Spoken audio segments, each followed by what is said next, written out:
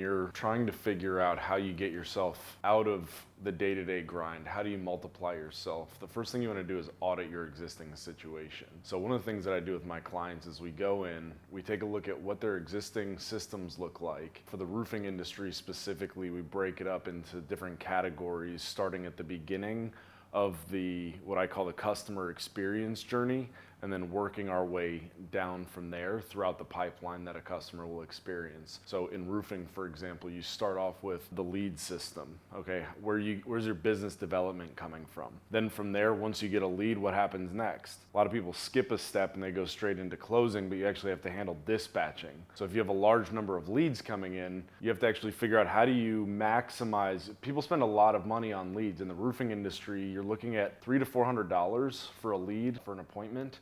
And so to get those from lead to appointment, you really have to be careful and make sure that you're not letting anything fall through the gaps there. So you go lead, then you go appointment, you go dispatching, then from the dispatch, now you go into running the appointment. So then we look at what's your appointment protocol look like? What are you doing as far as sales presentations? Just last week, I was consulting with someone who's a sales guy working at a very large roofing company in the DFW Metroplex. And I asked him, I said, talk to me about your numbers. The first thing we did, we talked about his numbers, because what he was looking at was that closing section. And what I realized very quickly was he wasn't actually even getting inside the house. He wasn't giving a presentation. He was trying to close them on the doorstep.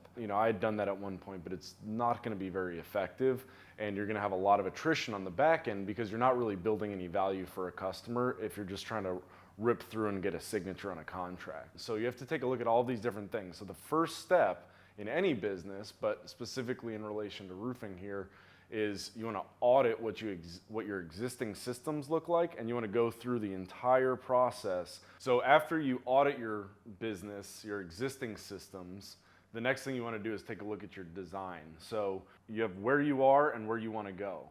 So the audit is where you are, the design is where you want to be. And so it's a very simple process that has a lot of details in it, but you want to start imagining and envisioning what's the ideal version of my business? What's it going to look like if I'm a $5 million company and I want to be a $100 million company? What does my company look like when I hit that level, right? And so I take that and I reverse engineer it from there. So if at $100 million, I have an entire team of door-to-door canvassers, okay? I need to now have a system in place for facilitating the hiring, training, and management of that team. So you start designing that individual cog within this big picture.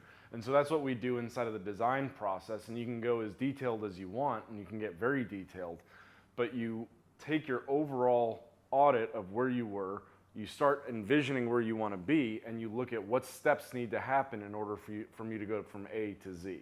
And you build all that out on the front side so that then all you have to do is enact your plan.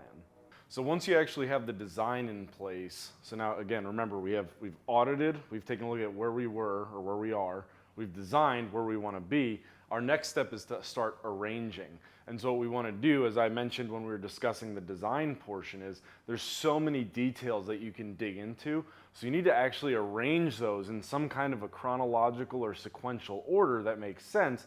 And then you also want to prioritize those things. So for example, I have a client I recently started working with who was building a company from the ground up. Well, they wanted to do everything. They wanted to have a call center. They wanted to have canvassers. They wanted to have the best presentations in the industry. They wanted to have multiple websites. They wanted to have all of these things, and they were willing to work, spend money, and achieve all of those things. But at the same time, you only have so much bandwidth. And so what we had to do was take a look and say, all right, we want to do all of this, and we can do all of this, and we will do all of this. But what sequence do we want to do? How can we arrange this so that we can start utilizing these different pieces of the puzzle earlier on so that we can start generating revenue, and then we can add to those things as the time goes on.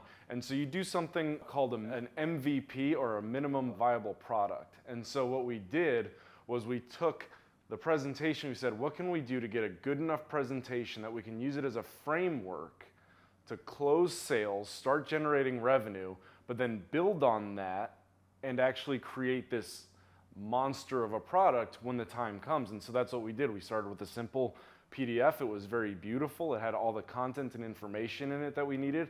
We did that month one. We started selling off of it. They sold over $250,000 in the first month pre-launch, just off of this little presentation.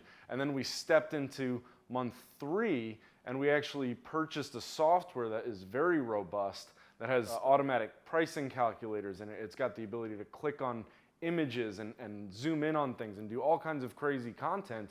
And so then we took that minimum viable product, and now we've built something that, this is now a 3.5-month-old company that has a presentation that I would say is comparable to or better than most anything I've seen from companies that are doing $50, $60 million and are 10 years old.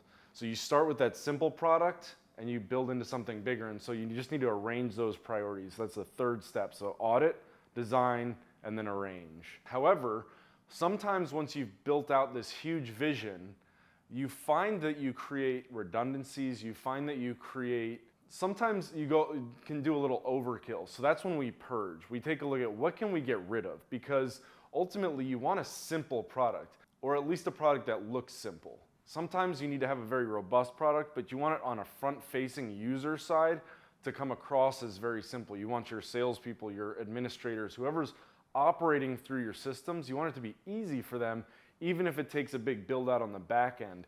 And so one of the things that you have to do is go through and you just scrape all of the design that you've created. It's now arranged, and you start going through and say, do we need this? Is there an easier way to do this? Is there a simpler way to do that? Can we cut this out? Can we replace that with something else? And as you purge, you start to make your job easier, and you're doing that as it's almost part of that design process before you actually get into a deep implementation. But then you really are kind of cycling through this purging process, and you're always looking, how can we simplify? How can we make it easier? How can we make it better? Okay, now the T in ADAPTS stands for technologize, which might not actually technically be a word, but we're using it anyway. And the reason is this: if you start to look at a business model and you want to figure out, how do I do this more cost effectively? How do I reduce the amount of people I need working on the business? How do I free up my time as a business owner? There's one simple answer, and it's technology. Because what we can do now with so many technologies is you can start replacing what used to take 2 or 3 people, you can replace with a simple software. And not only are they going to help you reduce the amount of time and money you have to spend if done correctly, but in addition to that, it's going to actually increase your efficiency. What ends up happening is not only are you utilizing less resources to get the same job done, but then on top of that, you actually find yourself in a situation where you don't have as many problems occurring.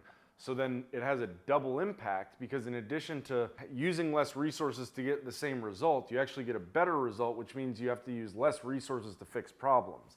And so a very well designed and engineered system utilizes as much technology as possible to simplify and automate tasks so that you're not dependent on people, you're not dependent on memory, you're not dependent on communication. It just happens behind the scenes. So couple simple examples. Automations, really that's what we're talking about here, is how do you automate things? So for one, I'll give you an example. We have for one of my clients, there's processes inside of a pipeline that exist. So for example, you might go from, we now sold something and now we need to produce it. Okay, we need to actually deliver the product that we sold to someone.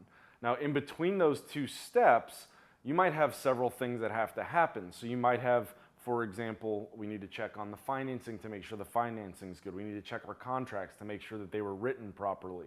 We need to take a look at the materials to make sure that we actually put the right materials in the contract, and that we need to do a remeasure in a home services situation to make sure that we're actually going to order the right products.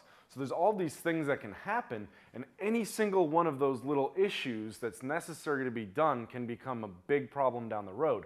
So what we've done now is we've created automations that will trigger different people to do different things, all with the click of a single button. So when a contract gets signed, it now sends out to the finance manager and says, hey, I need you to take a look at this, just triggers them. We need you to look at this, make sure that the details are correct in this, that we actually have the funding ready to release. As soon as that's done, they just click a button, and then at the same time, not different, at the same time, it's already sent out Sales manager, check the contract. Did they get the numbers right? Production manager, check to make sure that you actually have the correct details for the product so that you can have the remeasure done if necessary. And then once all of those are done individually, so those guys are never even communicating with each other, but as they each do their job, the system now triggers the next step, which is to release it to the production to actually start building the product. So the last step in the ADAPTS model is to subcontract. So think about it this, you've now audited, you've designed, you've arranged, you've purged, now you've brought technology into it, but there's still gonna be things that you can't do yourself. So think about it as an owner, and I use the word subcontract, but it doesn't actually have to be to an external source. But it's how do I replace myself and find someone else who can do this as well or better than I can, or hopefully as well and less expensive than I can. So this is a big thing that executives need to understand, but you need to start putting a value on your time. But for example, when I started working in retail right out of college, I was worth $9 an hour plus a little commission, and I was capping out at $15 an hour. As my career progressed, as I became a more valuable individual, I can now charge hundreds of dollars per hour for my time. And so all of a sudden now I can say, all right, if my time has this value, let's just say $100 an hour for someone. Someone's time, my time is worth $100 an hour. Okay, well, what tasks am I currently doing that I could subcontract to someone else for less than $100 an hour that'll free me up to go and do my high-level activities at that $100 an hour value, and then they can go and do this thing and that thing and this and that. And so I'm now free to go and focus on high-level tasks. And so the idea here with the subcontracting is how much of your life and business can you subcontract out to other people that are going to be able to do things as well or better than you, but for less money. So some of the things that I subcontract out, I don't do my own laundry. I mean, on a personal level as an executive, I don't do my own laundry. I don't clean my own home. It's not to say I can't or that I never wipe something up, but it does mean that I'm not spending 2 hours, 3 hours a week going through these tasks that at my rate are several $100s an hour. I pay someone a much smaller compensation for that and free up my time so that instead of spending 2 hours at $20 an hour to go and do something like folding laundry, I'm now able to take those 2 hours and go make $300 an hour. So I just made $600 minus $40 in 2 hours, and I have a net value of $540 that I just made that I wouldn't have made otherwise. So for business, I have other people handle my social media now. There's, you hire admins to handle your business, to handle filing paperwork.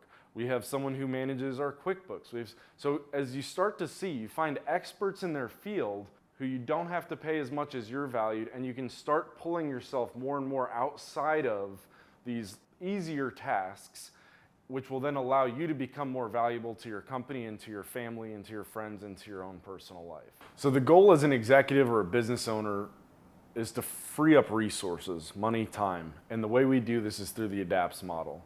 First, we're going to audit our existing systems. Then we're going to design what we want it to look like. We're going to arrange our priorities. We're going to purge anything that's unnecessary. We're going to bring in technology to automate things, and then anything that's left over, we're going to subcontract. And at the end of that, you're going to be worth a lot more money, you're going to have a lot more free time, and your business is going to be infinitely more successful. By the way, you also just got to create a whole bunch of jobs in the process.